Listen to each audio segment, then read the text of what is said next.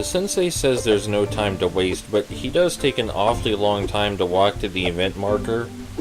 So we're just gonna help him out a little. I don't mean any disrespect, but we're gonna help him out a little by getting there early and teleporting him to the event marker for us. That way we'll waste even less time. No disrespect meant.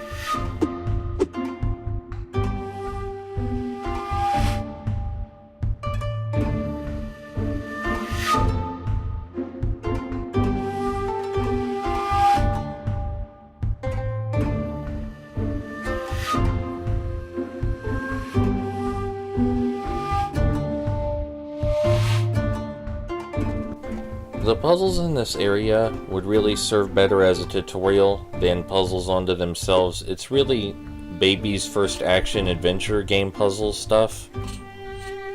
You can quite easily figure out what to do for yourself.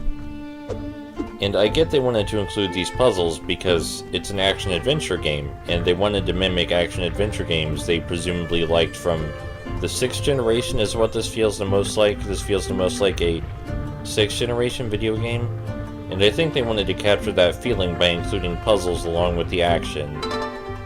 And for me personally, I find that quite pleasing as someone with a lot of fondness for games of that era, especially action-adventure games with beat-em-up and platforming elements. You know, this feels very much like those games. But I think more critically, it's a bit too simple because this right here, for example, this is Simon Says, but there's only 4 lights and each of the lights only lights up once. Sure, it's randomized each time, but since each light only lights up once, it's not going to be a difficult puzzle no matter what order they're in. I don't think that would be a difficult puzzle for a toddler, really. But it's cute, and I think I said before the value I find most in this game is that it's cute. The game design, general atmosphere, and idea behind the game is very cute. I don't know if this would have actually flown in the PS2 and GameCube era of games where this was, where this kind of design was actually prominent, where this kind of game was actually prominent. Because even back then, games like this tended to get a bad rap even if it was undeserved.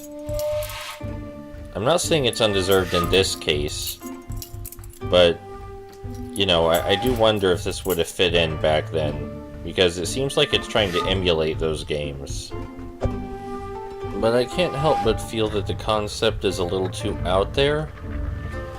Most of the games that this game seems to be taking inspiration from, they had, well, they were fantasy games to be sure, but they were less strange than an onion and a broccoli fighting cucumbers. So that's a big difference right there.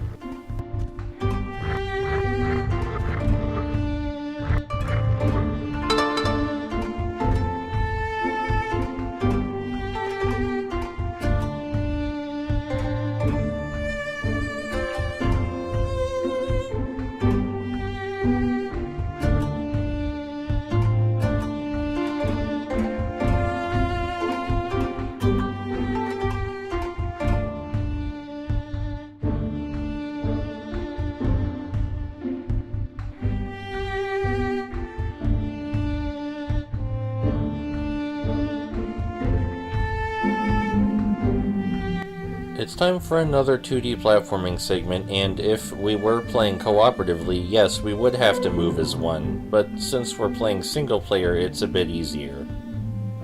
I already made the comparison to Guemon, but I think it bears repeating that the 2D platforming segments are probably the best part of the game, and the sequel seemed to take that and run with it.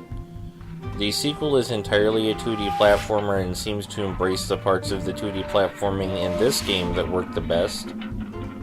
And I support that decision, you know.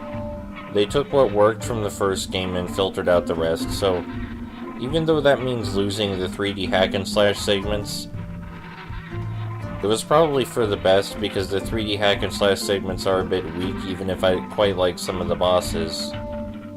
The sequel also seems to include some kind of one-finger death punch minigame in place of the combat, and I'm not quite sure how that works. But I guess if I ever play the game, I'll figure out. I wanted to play Yasai Ninja because I thought it was strange that someone tried to make a 3D hack and slash platformer. in the same style as old PS2 games, starring an onion and a broccoli. So I probably bought it for the reasons they intended, but, you know, I thought it was weird that someone tried to make a game like this. The second game doesn't appeal to me quite as much.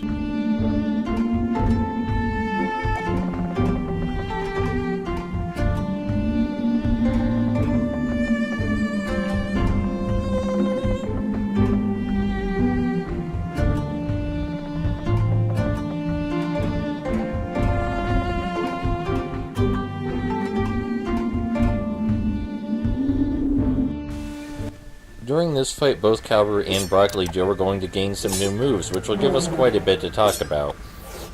Kaoru now has an uppercut move, which makes a really funny airplane noise and deals a lot of damage, but is very hard to land.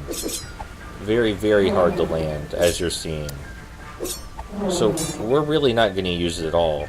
The AI can use it as much as they want, but we're not going to bother. Kaoru got a much more useful new move, though, which we'll look at in a moment when I'm done goofing around with the funny airplane noise. Any moment now. Okay. Kaoru's new move is this big slash that he can do with triangle. You can hold down triangle to make him leap forward before slashing, like we're from one of those samurai animes. And leaping forward before slashing looks cool, but it's best used on smaller, weaker enemies than in big crowds.